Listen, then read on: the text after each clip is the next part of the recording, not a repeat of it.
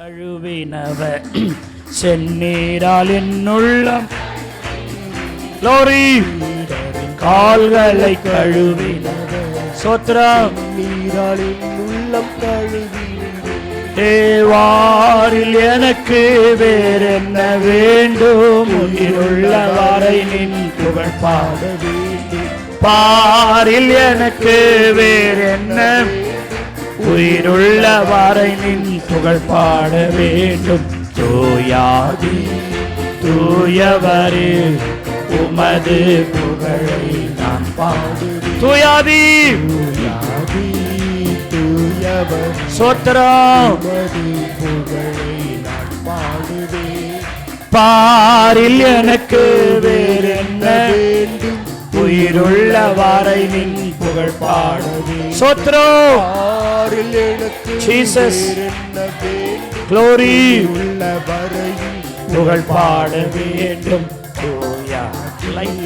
தூயவரே உமது புகழை நான் பாடுவேன் தூயாதே தூயவரே உமது புகழை நான் பாடுவேன்.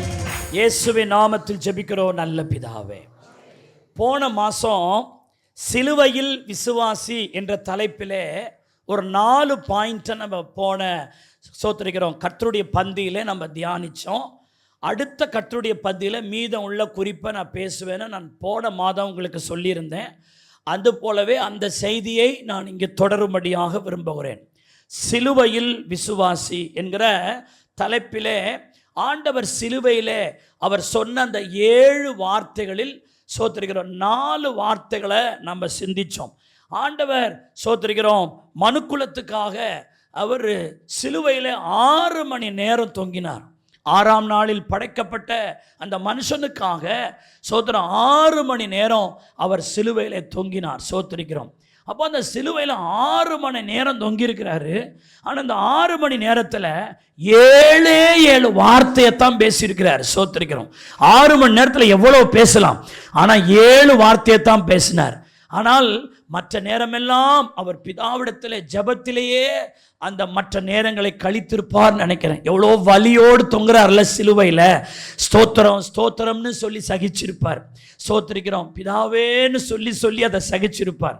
ஆனால் அந்த 6 மணி நேரத்தில் இடையிடையே ஒரு வார்த்தையை, ஒரு வார்த்தைக்கு ஒரு வார்த்தை எவ்வளவு அவர் டைம் எடுத்தார்னு தெரில. ஆனால் இடையிடையே வார்த்தைகளை சொன்னார். அந்த வார்த்தையெல்லாம் எதுக்குன்னா, ஒரு விசுவாசி எப்படி இருக்கணும், தன்னுடைய துன்பத்தில் தன்னுடைய போராட்டமான ஜீவியத்தில் ஒரு விசுவாசி எப்படி இருக்கணும், எப்படிப்பட்ட மாதிரியாக இருக்கணும், அப்படி என்கிற அர்த்தத்தில் அந்த 7 வார்த்தைகளை நம்ம தியானிக்க தொடங்கியிருக்கிறோம். ஏனென்றால் 1 பேதுரு 2ஆம் அதிகாரம் அதனுடைய 21ஆம் வசனம் இப்படி சொல்லுது, இதற்காக நீங்கள் அழைக்கப்பட்டும் இருக்கிறீர்கள், ஏனெனில் கிறிஸ்துவும் உங்களுக்காக பாடுபட்டு நீங்கள் தம்முடைய அடிச்சுவடுகளை தொடர்ந்து வரும்படி உங்களுக்கு மாதிரியை பின்வைத்து போயிருக்கிறார் அப்படின்னு சொல்லப்பட்டிருக்கிறது. எல்லாரும் இந்த வார்த்தை என்னோடு கூட சேர்ந்து சொல்லுங்க, கிறிஸ்துவும் எனக்காக பாடுபட்டு நான் அவருடைய அடிச்சுவடுகளை தொடர்ந்து வரும்படிக்கு எனக்கு மாதிரியை பின்வைத்து போயிருக்கிறார். அப்போ இயேசு நமக்கு ஒரு மாடலை வச்சுட்டு போயிருக்கிறார், நமக்கு ஒரு மாதிரியை பின் வைத்துட்டு போயிருக்கிறார். கிறிஸ்து உனக்காக எனக்காக பாடுபட்டு நீங்களும் அந்த வழியாக வரும்படிக்கு, உங்களுக்கு அடிச்சுவடுகளை தொடர்ந்து நீங்கள் வரும்படிக்கு உங்களுக்கு அடிச்சுவடுகளை கற்று வைத்திருக்கிறார். வசனம் சொல்லுகிறது, கிறிஸ்துவோடு நீங்கள் பாடுபட்டால் அவரோடு நீங்கள் ஆளுகையும் செய்வீர்கள் இருக்கிறது. பாடு இல்லாமல் ஆளுகை இல்லை, சிலுவை இல்லாமல் சிங்காசனம் கிடையாது. அநேக உபத்திரவத்தின் வழியாத்தான் பரலோக ராஜ்யத்துக்கு வரணும். நீதியாய் நடக்க மனதுடைய யாவருக்கும் துன்பங்கள் வரும், உபத்திரவங்கள் வரும். ஆனால் நீங்கள் உபத்திரவத்தில் சோர்ந்து போகக்கூடாது. ஏனென்றால் கிறிஸ்துவும் நான் அவருடைய அந்த வழியில தொடர்ந்து வரும்படிக்கு நமக்கு மாதிரிகளை வைத்து போயிருக்கிறார். அல்லேலூயா. அப்ப சிலுவையில் அவர் சொன்ன வார்த்தைகள் எல்லாம் நமக்கும் ஒரு ரோல் மாடலா வச்சுட்டு போயிருக்கிறார். அவ்வளோ வேதனையில, அவ்வளோ பாடுகளில சோத்திர அவர் தொங்கும் பொழுது சோத்திரிக்கிற அந்த மாதிரியை நாம ஃபாலோ பண்ணணும். சிலுவை என்பது அது கழுத்திலே ஆபரணமாக மாட்டிக்கொள்வது அல்ல. சோத்திரம். சிலுவை என்பது கல்லறையின் அடையாளமாக வைக்கப்படுவது அல்ல. சிலுவை என்பது ஆலயத்தின் கோபுரங்களில் வைக்கப்படுகிற ஒரு காரியம் மட்டுமல்ல. சிலுவை என்பது அதனுடைய தியாகத்தை சோத்திரிக்கிறோம் நாம் நம்முடைய இருதயத்தில் உணரும்படியாக அது இருக்க வேண்டும். அல்லேலூயா. ஆமா, சிலுவை பாதன்னு ஒரு சபையார் நடத்துவாங்க. ஏதோ ஒரு ஃபாதர் சிலுவை எடுத்துட்டு பின்னாடி போவாங்க, இவங்க பின்னாடி ஒவ்வொரு ஸ்தலமான்னு சொல்லுவாங்க. அதல்ல, அது ரொம்ப எளிதாக செஞ்சிடலாம். அதல்ல அருமையானவர்களே, இயேசு அந்த சிலுவை பாடுகளை எதையெல்லாம் அனுபவித்தாரோ அப்படிப்பட்டவைகளை எல்லாம் நம்முடைய இருதயத்தில் தாங்கி அதை உணர்ந்து ஹல்லேலூயா அதை தியானித்து அப்படிப்பட்ட காரியம் வாழ்க்கையில வரும் பொழுது இயேசு சகித்தது போல நானும் சகித்து நம்ம முன்னேறுகிறவர்களாக இருக்க வேண்டும். ஆமென்னு சொல்லுங்க. ஹல்லேலூயா. சிலுவையில சோத்திரிக்கிறோம் அறையப்படுறவங்க சில நேரங்களில் பேச்சற்று மயங்கி போயிடுவாங்களாம். சிலுவையில எப்படி ஆண்டவர் எவ்வளவு உபத்திரவப்படுத்தி அந்த சிலுவையில தொங்குறதுக்கு முன்னாடி வரைக்கும் ராத்திரியிலிருந்து சோத்திரம் அந்த சிலுவையில தொங்குற வரைக்கும் அவர் எவ்வளவு இம்சைகளை பட்டார். அதுல 7 வார்த்தை அவர் எப்படித்தான் பேசினார்னே தெரியல. சோத்திரம். இதுக்கு இடையில அவர் வாரடி அடிச்சு சதையெல்லாம் பிச்சு எடுத்துட்டாங்க. கையில் ஆணியங்களா, கால்களை ஆணிய, தலையில முள்கிரீடம், ரத்தம் வராத இடம் இல்லை. எல்லா இடத்துலயும் ரத்தம் பீறிட்டு வருது. தண்ணி சத்தெல்லாம் போயிருச்சு. சோத்திரிக்கிறோம். பலனற்றவரா இருக்கிறார். ஒரு கட்டத்தில் அவரால் சிலுவையை சுமக்க கூட முடியல. சீமோன் என்கிறவன் கொஞ்ச தூரம் சிலுவையை சுமந்து வந்தான் இருக்கு. சாதாரண காரியம் இல்லை. அது கொல்கதா மலை செங்குத்தா இருக்குன்னு பைபிள் ஸ்காலர் சொல்றாங்க. அந்த அவ்வளோ பாரமான சிலுவை எடுத்துக்கிட்டு அந்த செங்குத்தான மலையில் அவர் ஏறந்து எத்தனை பெரிய விஷயம். இது நடுவில் அவர் மூச்சு வாங்கி மூச்சு எடுத்து அந்த வேர்டை அவ்வளவு சோத்திரிக்கிறோம் கடைசியாக சொல்ல வேண்டும்னு சில வார்த்தையெல்லாம் நமக்கு சொல்லிட்டு போயிருக்கு. அது ஏதோ சோத்திரிக்கிறோம் புனித வெள்ளி டைமில் அந்த வார்த்தையை தியானித்து போகிறதல்ல. சோத்திரிக்கிறோம். அது நான் எப்படிப்பட்ட கிறிஸ்தவனா இருக்க வேண்டும் என்பதற்கு கர்த்தர் வைத்திருக்கிற ஒரு பெரிய மாடலா இருக்கு. ஹல்லேலூயா. ஹல்லேலூயா. அருமையான தேவனுடைய பிள்ளைகளே, சிலர்லாம் அந்த சிலுவையில தொங்கும் பொழுது அந்த வேதனை தாங்காம அங்க நிக்கிறவங்களெல்லாம் சபிப்பாங்களாம். தன்னை அடிக்கிறவனை பார்த்து சோத்திரம் திட்டுவாங்களாம், துன்மார்க்கமாலாம் பேசுவாங்களாம். ஆனா இயேசு அந்த பாடுகளை சகித்துட்டு அவர் வேற மாதிரி தொங்குறார், அமைதியா இருக்கிறார். இந்த காட்சியை பார்த்த 100க்கு அதிபதியை சொல்லிட்டான், மெய்யாகவே அவர் நீதிபரராக இருக்கிறாரு. எத்தனையோ பேர் சிலுவையில தொங்குறத நான் பார்த்துருக்கேன். அந்த உயிர் போற நேரத்தில் அவங்க என்னென்னமோ சொல்லுவாங்க. ஆனா இவர் நின்று நிதானமா இந்த மக்களுக்காக இப்படி சொல்றாரே அப்படி என்ற அந்த காரியமே 100க்கு அதிபதியை தேவனுடைய பிள்ளையாய் மாற்றினது. சோத்திரிக்கிறோம். தேவனுடைய பிள்ளைகளே, அந்த சோத்திரிக்கிற சிலுவையை தியானிப்பதற்கு தான் நாம இங்க வந்திருக்கிறோம். ஆமென்னு சொல்லுங்க. ஹல்லேலூயா. ஹல்லேலூயா. அருமையான தேவனுடைய பிள்ளைகளே, நான் போன மாசத்துல முதல் குறிப்பாக என்ன சொன்னேன்னா பரிந்து பேசும் கிறிஸ்தவன். அதை முதல் பாயிண்ட்ல பேசினேன். சோத்திரிக்கிறோம். 2வது பாயிண்ட் நம்பிக்கை உள்ள கிறிஸ்தவன். 2வது வார்த்தை இன்றைக்கு என்னோடு கூட பரதேசில் இருப்பாய். நம்பிக்கை உள்ள கிறிஸ்தவன். அதோ உன் தாய், அதோ உன் மகன், அது பொறுப்புள்ள கிறிஸ்தவன் அப்படின்னு நான் பேசினேன். சோத்திரிக்கிறோம். என் தேவனே ஏன் என்னை கைவிட்டீர்? தேவனை சார்ந்து வாழு கிறிஸ்தவன் என்கிற வார்த்தையில நான் உங்களுக்கு பேசினேன். அருமையானவர்களே, 5வது காரியம் சிலுவையில் அவர் சொல்றாரு. யோவான் 19வது அதிகாரம் அதனுடைய 28ஆம் வசனத்தில் அவர் சொல்லுகிறார், அதன் பின்பு எல்லாம் முடிந்தது என்று இயேசு அறிந்து வேத வாக்கியம் நிறைவேறத்தக்கதாக தாகமாக இருக்கிறேன் என்கிறார். 5வது குறிப்பு, தாகமுள்ள கிறிஸ்தவன். ஒரு தேவனுடைய பிள்ளை தாகமுள்ள கிறிஸ்தவனா இருக்கணும். வேதம் சொல்லுகிறது, தாகமுள்ளவன் என்னிடத்தில் வரக்கடவன். அப்ப இயேசுநாதர்கிட்ட ஒருத்தன் போகணும்னா அவன் தாகமுள்ளவனா இருக்கணும். வசனம் சொல்லுகிறது, தாகம் உள்ளவனின் மேல் என் ஆவியையும் என் ஆசீர்வாதத்தையும் ஊற்றுவேன்னு கர்த்தர் சொல்லுகிறார். ஒரு தாகம், இயேசுவின் மேல் ஒரு தாகம், கர்த்தர் மேல் ஒரு தாகம் நமக்கு இருக்கணும். தாகம் எடுத்தா ஒரு தண்ணீருக்காக எப்படி ஓடுவோமோ அப்படியே தாகம் உள்ளவன் தான் இயேசுவுக்காக ஓடுவான். கைதட்டி கர்த்தரை ஸ்தோத்திரம் பண்ணுங்க. அதுதான் மானானது நீரோடைகளை வாஞ்சித்து கதறுவது போல தேவனே என் ஆத்துமா உம்மேல் வாஞ்சையுமா இருக்கிறதுன்னு சொல்றாரு. நிறைய பேருக்கு இயேசு மேல தாகமே இல்லை. காரணம், அவங்களுக்கு உள்ள தாகம் இல்லாததுனால தேவனை அவங்க சோத்திரிக்கிற தேடுறது இல்லை. வேலை வந்துருச்சுன்னா அதுக்கு ஓடிடுவாங்க. அப்ப தாகம் உள்ளவன் என்ன பண்ணுவான்? அந்த இருதயம் நாடி தேடும், எப்படா ஞாயிற்றுக்கிழமை வரும், எப்படா தேவ சமூகத்துக்கு போகலாம், எப்படா ஜெபிக்க நேரம் கிடைக்கும்னு ஒரு தேவ பிள்ளை யாரால சொல்ல முடியும்னா தேவன் மேல் தாகம் கொண்டவன் சொல்லுவான். அப்போ இந்த கடைசி காலத்தில் நம்ம எப்படிப்பட்ட பிள்ளைகளாக இருக்கணும்? தாகம் உள்ளவர்களாக இருக்கணும். இயேசு இந்த உலகத்தில் ஊழியத்தை ஆரம்பிக்கும் போது பசியோடு ஆரம்பித்தார். அவருடைய ஊழியம் தாகத்தோடு முடிந்தது என்று ஒரு பரிசுத்தவான் சொல்றார். அவர் 30வது வயதிலே அவர் உபவாசம் பண்ணும் பொழுது இயேசு பசி எடுத்ததுன்னு பைபிளில் போட்டிருக்கு. ஆனால் அவருடைய எண்டிங் மினிஸ்ட்ரியை நீங்கள் பார்த்தீங்கன்னா நான் தாகமாக இருக்கிறேன்னு சொல்றாரு. சோத்திருக்கிறோம். ஸ்டார்டிங் அவர் பசி, ஆனா ஊழியத்தின் முடிவு அவர் தாகம். நான் தாகமா இருக்கிறேன். சிலுவையில சொல்றாரு தாகமா இருக்கிறேன்னு சொல்றாரு. தாகமா இருக்கிறேன்னு யாரை பார்த்து சொல்றாரு? கல்லனை பார்த்து சொன்னாரா? தாகமா இருக்கிறேன்னு அன்றைக்கு அந்த சிலுவைக்கு பக்கத்தில் இருக்கிற மரியாதை பார்த்து சீஷனாகிய யோவானை பார்த்து சொன்னாரா? தாகமா இருக்கிறேன்னு போர் சேவகர்களை பார்த்து சொன்னாரா? தாகமா இருக்கிறேன்னு. தாகமா இருக்கிறேன்னு இந்த செய்தியை கேட்கிற உங்க ஒவ்வொருவரையும் பார்த்து, உங்க ஒவ்வொருடைய முகத்தை பார்த்து நான் தாகமா இருக்கிறேன்னு சொல்றாரு. ஹல்லேலூயா. நான் தாகமா இருக்கிறேன்னு சொன்னா யாராவது தண்ணி கொண்டு வந்து கொடுப்பாங்கன்னு சொல்லி போர் சேவர்ல பார்த்து அவர் சொன்ன வார்த்தை இல்ல, அங்க இருக்கிற ஒருவரை பார்த்து சொன்ன வார்த்தை இல்ல. இந்த செய்தி வேதத்தில் எழுதப்படும்போது அதை யாரெல்லாம் வாசிக்கிறாங்களோ, அதை யாரெல்லாம் தானிக்கிறார்களோ அவர்களை பார்த்து, இன்றைக்கு இந்த சத்தத்தை கேட்கிற உன்னை பார்த்து, உன் குடும்பத்தை பார்த்து, உன் வாழ்க்கையை பார்த்து கர்த்தர் சொல்லுகிறார், நான் தாகமா இருக்கிறேன். ஹல்லேலூயா. இயேசுவின் தாகத்தை தீர்க்கிறவர்களா இருக்கணும். அதுதான் மலை பிரசங்கத்தில் சொன்னார். சோத்திரிக்கிறோம், பசிதாகம் உள்ளவர்கள் பாக்கியவான்கள். ஆவிக்குரிய வாழ்க்கையில ஒரு பசி தாகம் நமக்கு இருக்கணும். ஆண்டவருடைய வார்த்தையின் மேல ஒரு தாகம் இருக்கணும்.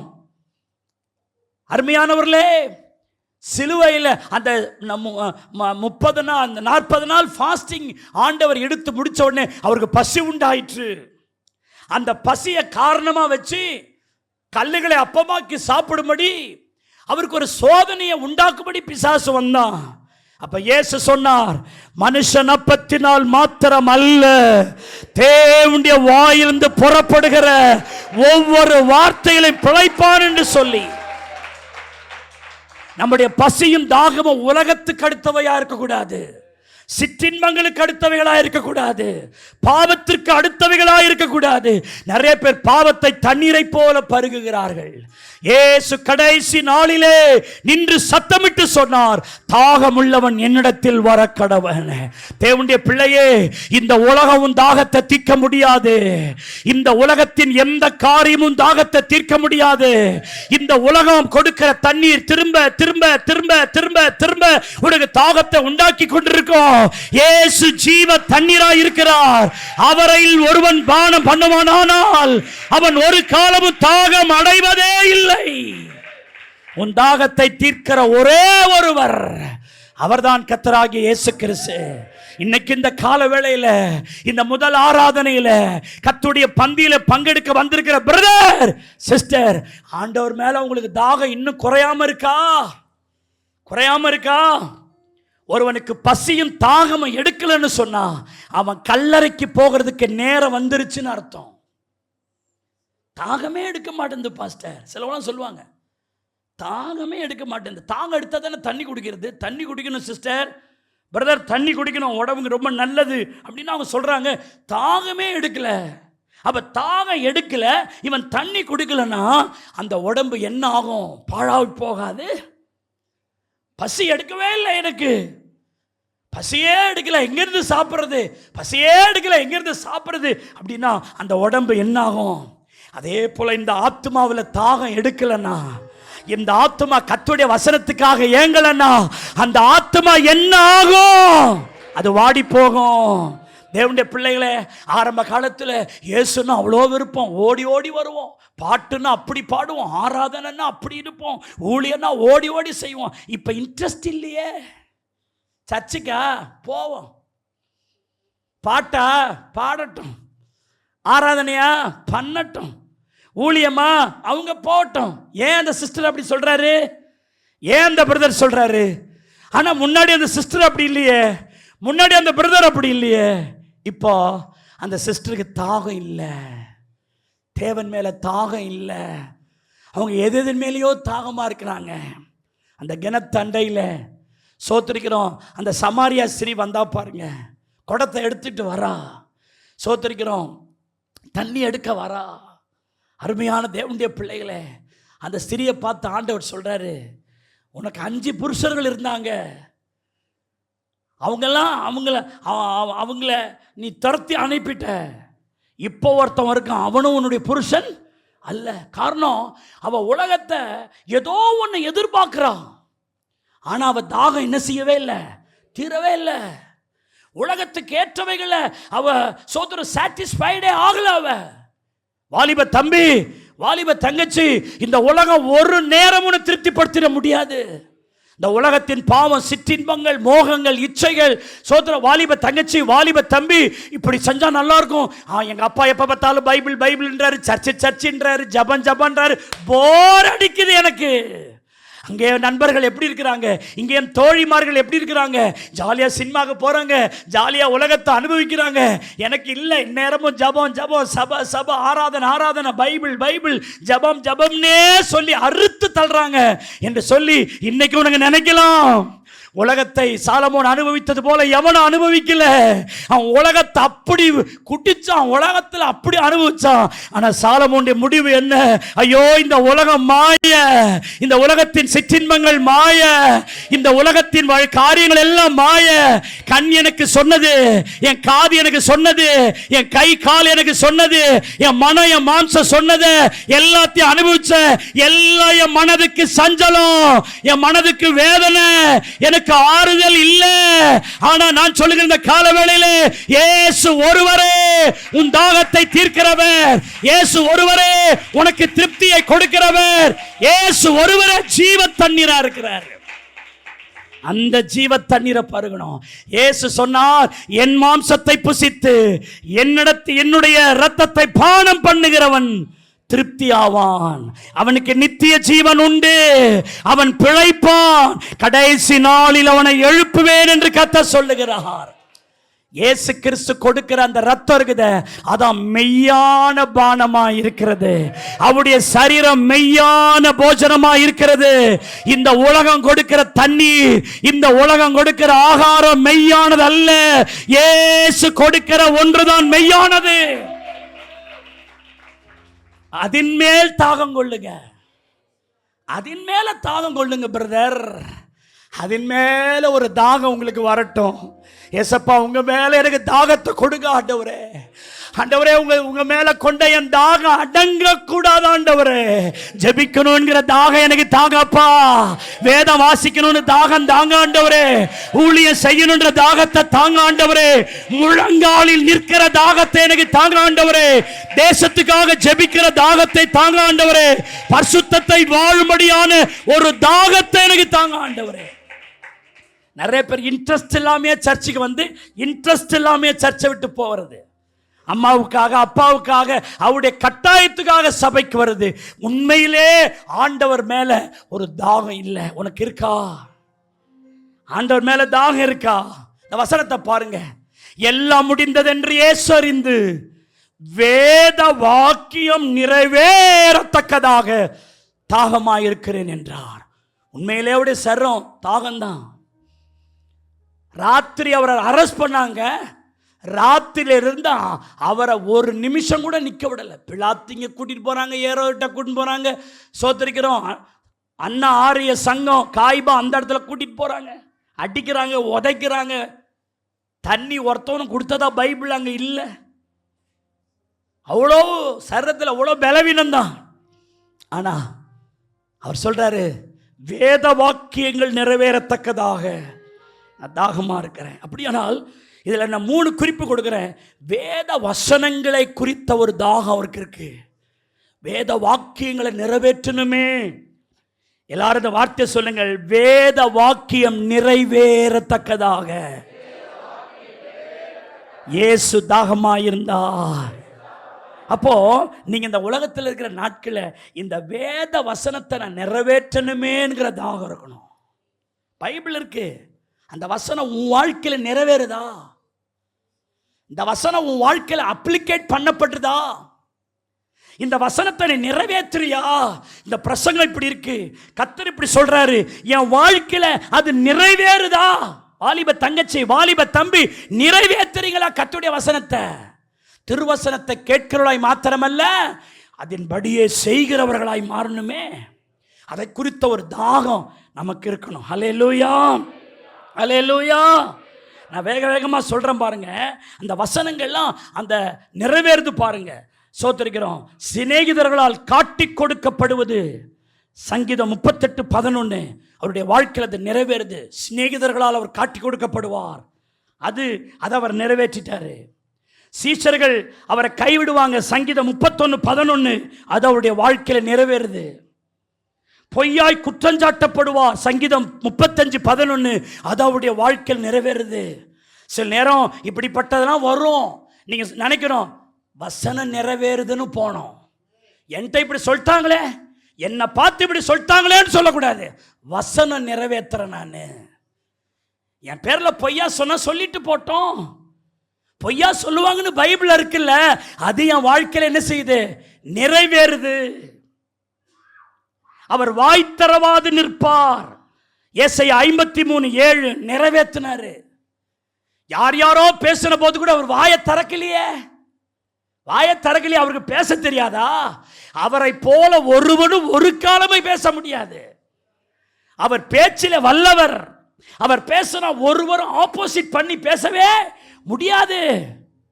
அப்படிப்பட்டவர் பேசாது நின்றார். சில நேரம் சோதரம் ஏன் ஆண்டவர் பேசல?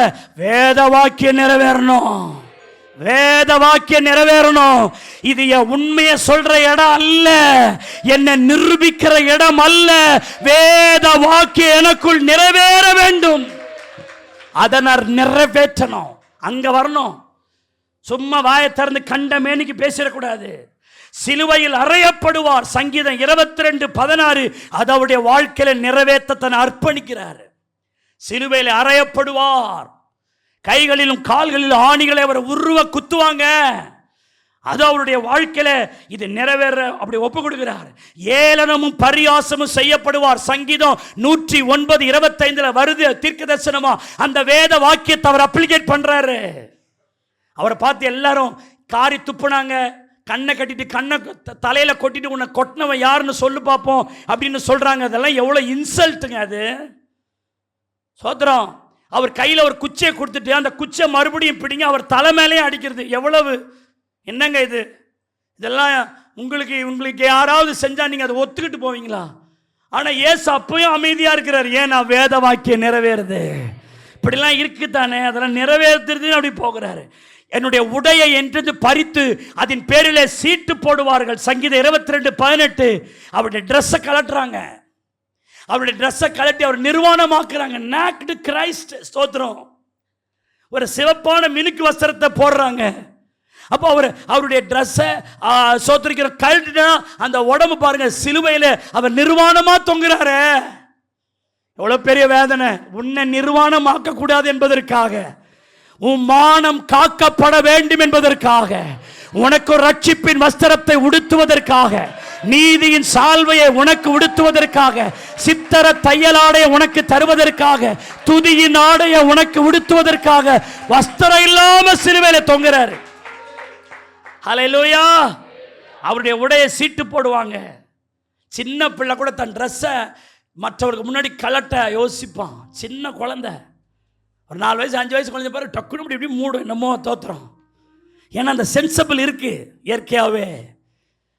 ஆனால் 33 வயதா இயேசுவுடைய சரீரத்திலிருந்து அந்த வஸ்திரத்தை கலட்டுறாங்க. எவ்வளோ கூசி குறுகியிருப்பார். அதனால தான் இன்றைக்கு நீங்கள் உடுத்தப்பட்டிருக்கிறீர்கள். இல்லட்டினா இந்த உடை ஏது நமக்கு? கிறிஸ்து நமக்காக அதை செய்தார். ஹல்லேலூயா. அது மாத்திரமல்ல, தேவனால் கைவிடப்படுவார். சங்கீதம் 22:1 அந்த வேத வாக்கியம் அவருக்குள்ள நிறைவேறுது. கைவிடப்பட்டவராய், யாரையும் கைவிடாதவர் கைவிடப்பட்டவராய் சிலுவையிலே தொங்குகிறார். எவ்வளவு பெரிய வேதனை பாருங்க. இதெல்லாம் நிறைவேறுது, நிறைவேறிக்கிட்டே இருக்குது. இதெல்லாம் இப்போ சிலுவையில் தொங்கிட்டு இருக்கும் போது கர்த்தர் யோசிக்கிறாரு, இன்னும் நான் வேத வாக்கியங்களை நிறைவேற்றாம நான் ஏதாவது இருக்கிறேனா? இன்னும் வேத வாக்கியங்கள் என்னை குறித்து பிதா சொன்ன அந்த வேத வாக்கியங்களை நான் இன்னும் நிறைவேற்றாது இருக்கிறேனா அப்படின்னு அவர் திங்க் பண்ணும் பொழுது சட்டுன்னு ஒரு வார்த்தை வருது, எனக்கு கசப்பு கலந்த காடியை கொடுப்பாங்கன்னு இருக்கே, அது நிறைவேறணுமே இப்போ அப்படின்னு அதை அறிந்து வேத வாக்கியம் நிறைவேறத்தக்கதாக நான் தாகமாயிருக்கிறேன்றார். இயேசுவுக்கு நல்லா தெரியும், இப்ப நான் தாகம்னு சொன்னா எனக்கு கசப்பான காடியை கொடுப்பாங்கன்னு அவருக்கு தெரியும். He knows the word of God. அவருக்கு தெரியும், அவருக்கு தெரியும், அவருக்கு தெரியும். ஏனென்றால் சங்கீதம் 69:21 அது தீர்க்க தரிசனமாக ஏற்கனவே சொல்லப்பட்டிருக்கிறது. என் தாகத்திற்கு காடியை குடிக்க கொடுத்தார்கள். அப்ப இயேசு தெரிஞ்சே சொல்றார், நான் இப்ப சொல்லுவேன், எனக்கு கசப்பான கடற்காலானை கலந்து தோய்த்து என்கிட்ட வைப்பாங்க. அந்த கசப்பை என்னால எடுக்க முடியாத ஒரு கசப்பா இருக்கும். இருந்தாலும் வேத வாக்கியம் நிறைவேற வேண்டுமே என்ற ஒரு காரணத்திற்காக அந்த கசப்பான வாழ்வு உன்னிடத்தில் வரக்கூடாது என்பதற்காக he accepted. அவர் உள்ள எடுக்கிறார். அதனால்தான் உன் வாழ்க்கை மதுரமா மாறி இருக்கு. ஹல்லேலூயா, ஹல்லேலூயா. ஆமார்மையானவர்களே, அப்படியே மைனர் கொடுங்க. சோத்ரம், என் வாழ்க்கையை மதுரமாய் மாற்ற. ஆமென் ஆண்டவரே. வாழ்க்கையிலே கசப்புகள் கலந்திட்டாலும் பாசமுள்ள ஒரு மரம் கூட. கைதட்டி, வாழ்க்கையிலே கசப்புகள்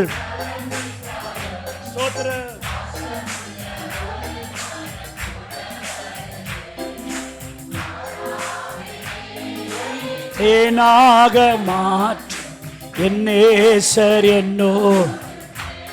நல்ல வாயை திறந்து பாடுங்க சார்.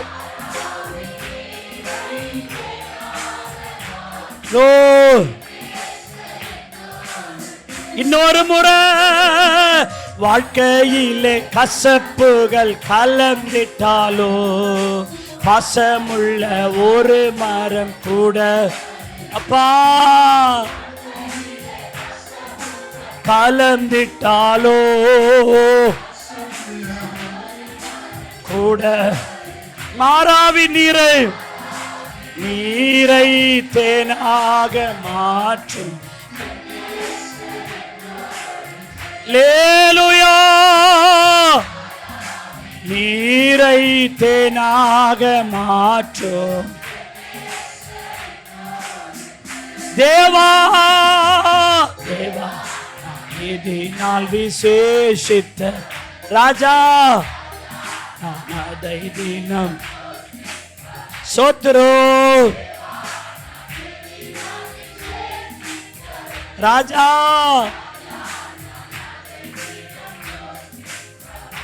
எதினால் இது எதினால் நீர் என்னோடு வருவது. நீங்க வரலன்னா என் தாகம் தீராது. அல்லேலூயா, ஆமென். தாகம் கொண்ட தேவஜன வானம் பார்க்குது, தாகம் தீர்க்கும் கண்மலையும் கூட. ஆமென். தாகம் கொண்ட தேவஜன வானம் பார்க்குது, தாகம். ஆமென். ஏக்கம் எல்லாம் என் தேவன், சந்தோஷ நான் காடு. சோத்ரோ, ஏக்கம் எல்லாம் என் தேவன், தாகத்தை தீர்க்கிறவர், சந்தோஷம் நான் காணுவேன். தாகம் கொண்ட தேவஜனம் வானம் பார்க்குது. ஆவல் கொண்ட கண்மலையில் கூட வருது. ஹல்லேலூயா. தாகம் கொண்ட தேவஜனம் வானம் பார்க்குது.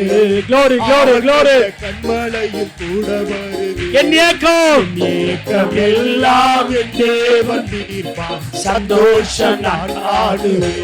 சோத்திரம் ஏக்கமெல்லாம் என் தேவன் தீர்ப்பான். சந்தோஷம் நான் காணுவேன். தேவா தேவா நான் எதினால் விசேஷித்தவன். Glory, glory, glory. நான் அதை தினம் யோசிப்பவன்.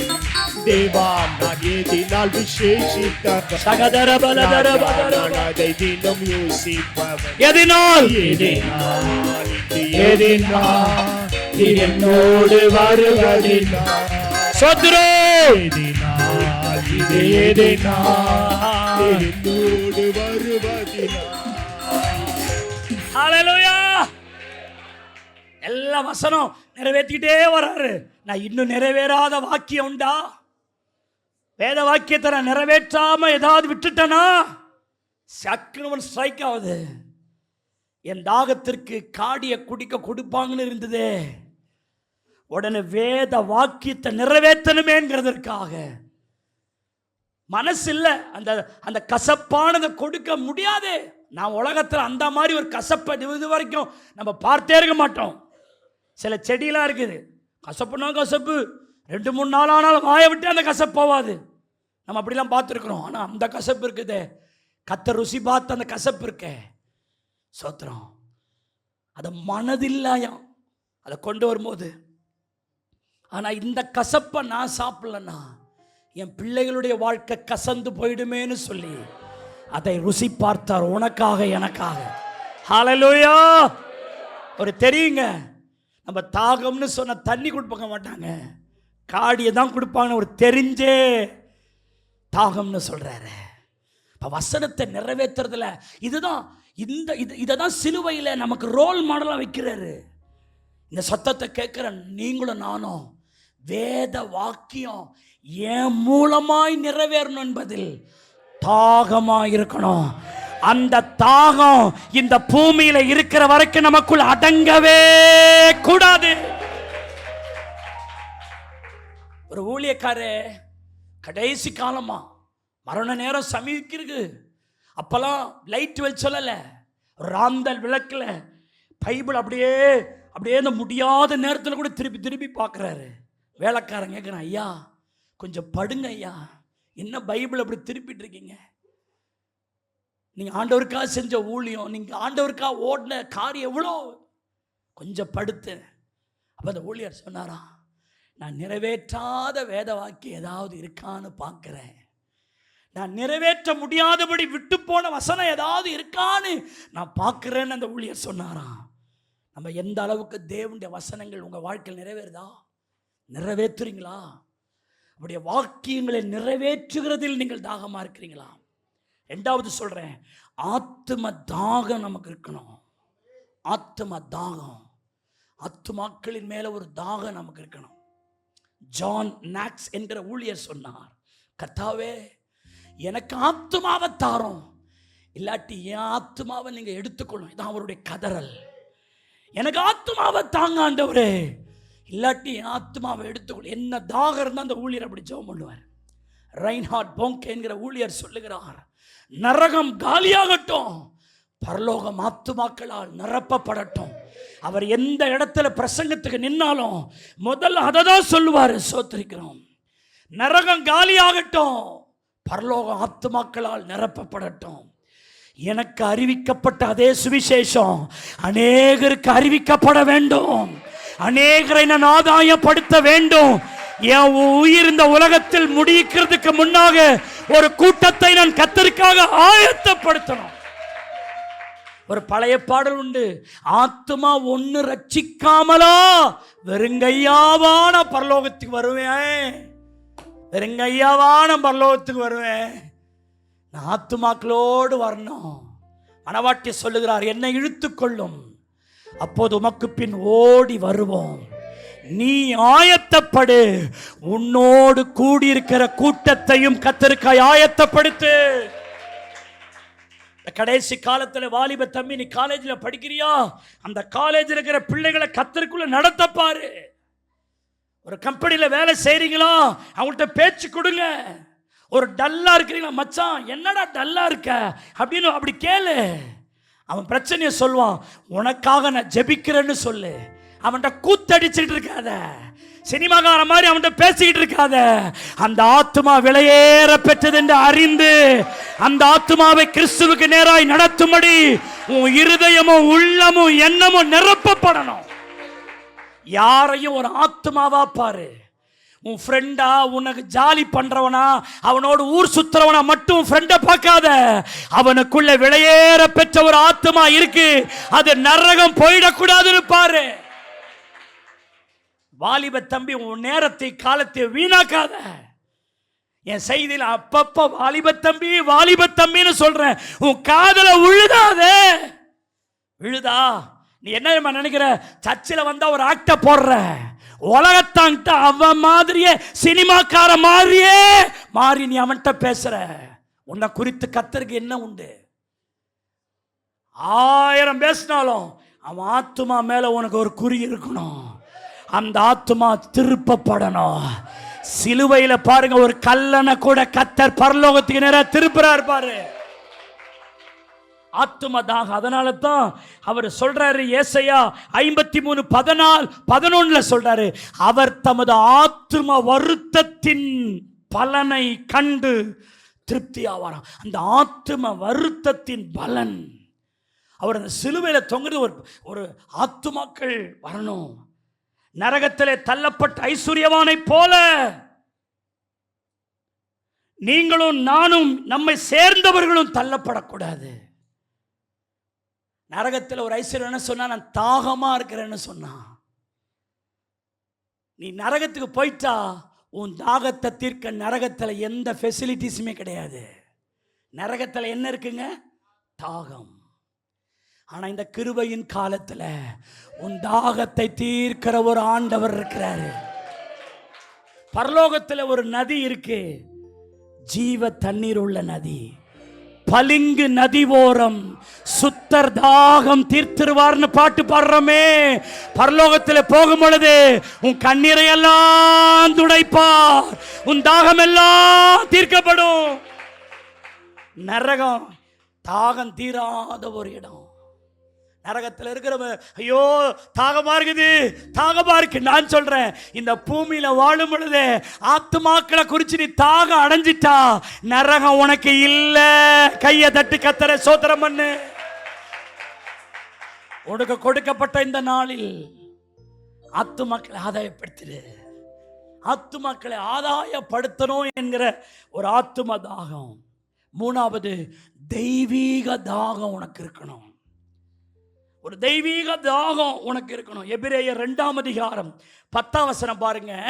ஏனென்றால் தமக்காகவும் தம்மாலேயும் சகலத்தை உண்டாக்கினவர் அநேகம் பிள்ளைகளை மகிமையிலே கொண்டு வந்து சேர்க்கையில், அநேகம் பிள்ளைகள் மகிமையில வரணும். சும்மா கொஞ்சம் பேர் வந்துட்டு வர்றதில்லை. தேவனுடைய பிளான் அது இல்லை. அநேக பிள்ளைகள் கர்த்தருடைய மகிமையில வரணும். எல்லாம் சொல்லுங்க, என் குடும்பம் மட்டும் அல்ல, சபையில் இருக்கிற இந்த கூட்டம் மட்டும் அல்ல, என் மூலமாக அநேக பிள்ளைகள் கர்த்தருடைய மகிமைக்கு வரணும்னு சொல்லி கைகளை தட்டி கர்த்தரை ஸ்தோத்திரம் பண்ணுங்க. ஒரு தெய்வீக தாகம், ஒரு ஸ்பிரிச்சுவல் தாகம் உனக்கு இருக்கணும். தேவ பிள்ளையே, நீங்கள் கிறிஸ்துவின் தாகம் உள்ளவருடைய ரத்தத்தில் கழுவப்பட்டிருக்கீங்க. தாகமா இருக்கிறேன்னு சொன்னவருடைய ரத்தத்தில் கழுவப்பட்டிருக்கிறோம். நமக்கும் அந்த தாகம் இருக்கணும். இந்த தாகம் நம்முடைய கல்லறையில் நம்மளை வைக்கிற வரைக்கும் இருக்கணும். அந்த தாகம் அடங்கவே கூடாது. இன்னைக்கு ஒருவேளை இந்த கால வேளையில் பாஸ்டர் முன்னாடி இருந்த இன்ட்ரெஸ்ட் என்கிட்ட இல்லை பாஸ்டர், சர்ச்சுக்கு வர இன்ட்ரெஸ்ட் இல்லை, நான் கட்டாயமாக தான் வரேன். ஜெபம் பண்ணுற முன்னா ஜெபிச்சு ரொம்ப நாள் ஆச்சு, பைபிள் வாசிச்சு ரொம்ப நாள் ஆச்சு, பர்சனல் ப்ரேயரே இல்லை. தூங்கினே இருக்கிறேன். ஜெபிக்கணுன்ற அந்த தாகம்லாம் முன்னாடி இருக்கும். நடுராத்திரிலாம் எழுந்து ஜெபம் பண்ணுவேன். இந்த தாகம் இல்லாமல் நான் இருக்கிறேன்னு சொல்வீர்களானால் இன்றைக்கு அந்த தாகத்தை உங்களுக்குள்ள உண்டாக்குதான் கர்த்தர் தம்முடைய சரத்தோடு ரத்தத்தோடு வந்திருக்கிறார். நீங்கள் ஆண்டவரை சொல்லுங்கள், ஆண்டவரே நான் எதையோ நினச்சி யோசித்து என் தாகம் என்னில் அடங்காதபடிக்கு என்னை நீங்கள் உங்கள் ராஜ்யத்தில் கொண்டு வர அந்த நாள் வரைக்கும் எனக்குள்ள அந்த தாகம் இருக்குன்னு ஆண்டவர். ஹல்லேலூயா. எல்லாரும் எழுந்து நிற்கலாமா? தாகமுள்ள கிறிஸ்தவர்களாக. ஹல்லேலூயா. அப்படியே ஜி மைனர் கொடுங்க. ஆண்டவரே டக்குன்னு கொடுங்க. ஹல்லேலூயா. தேவன் மேல் ஆத்துமமே தாகமாயிருக்கிறதே. எல்லாரும் எழுந்து நின்று தேவன் மேல் ஆத்துமமே சத்தமா தாகமாயிருக்கிறதே. தேவனின் சந்நிதியில் நின்றிட ஆத்துமா. வாயை திறந்து பாடுங்க பிரதர் சிஸ்டர். நின்றிட ஆத்துமா. பஞ்சமே அடைக்கலம் நீ கோட்டையும் நீ என்றும். சோத்ரம். வாயை திறந்து. ஒரு வாலிய பிள்ளைகளும் மௌனமா இருக்கக்கூடாது. கையவும் நல்லா தட்டணும். வாயை திறந்து தன்மேல் ஆத்துமமே தாகமாயிருக்கிறதே. தேவன் தேவன் மேல் ஆத்துமமே. சத்தத்தை உயர்த்து.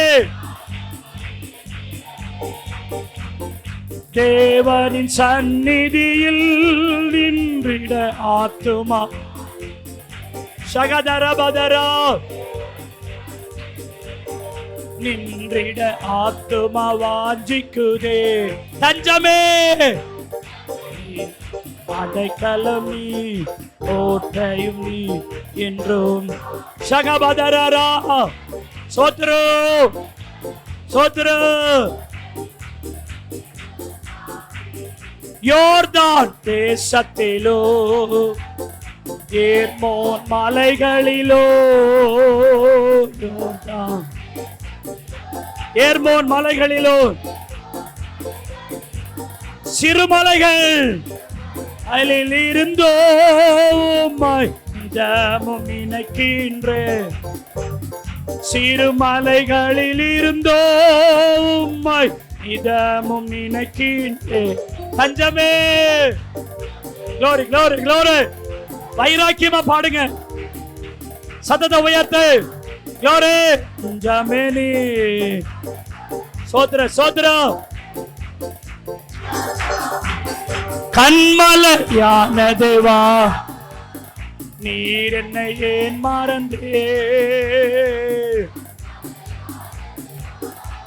நீங்க என்ன மறக்க கூடாதப்பா. எதிரிகளால் ஒடுங்கி அடியே தூக்கத்தால் திரிவதனோ.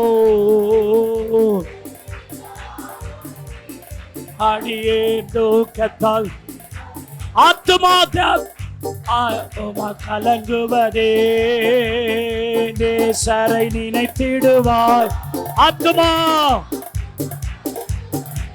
நேசரை நினைத்திடுவாய். அவரின் ரட்சிப்பினால் தினமும் துதித்து போற்றிடுவார்.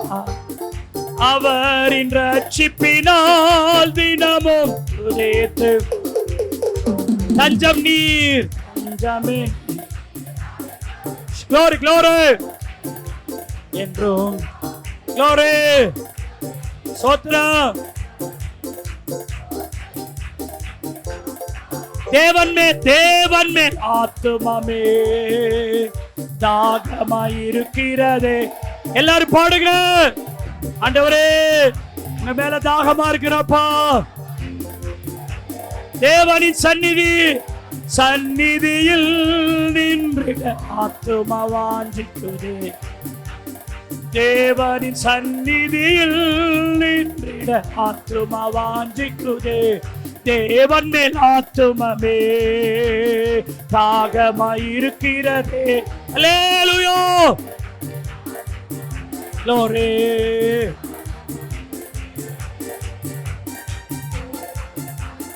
நின்றிட ஆத்துமா வாஞ்சிக்குதே தேவனின் சந்நிதியில் ஆத்துமா வாஞ்சிக்குதே தஞ்சமே நீர் அடைக்கலம் Glory, glory, glory, glory.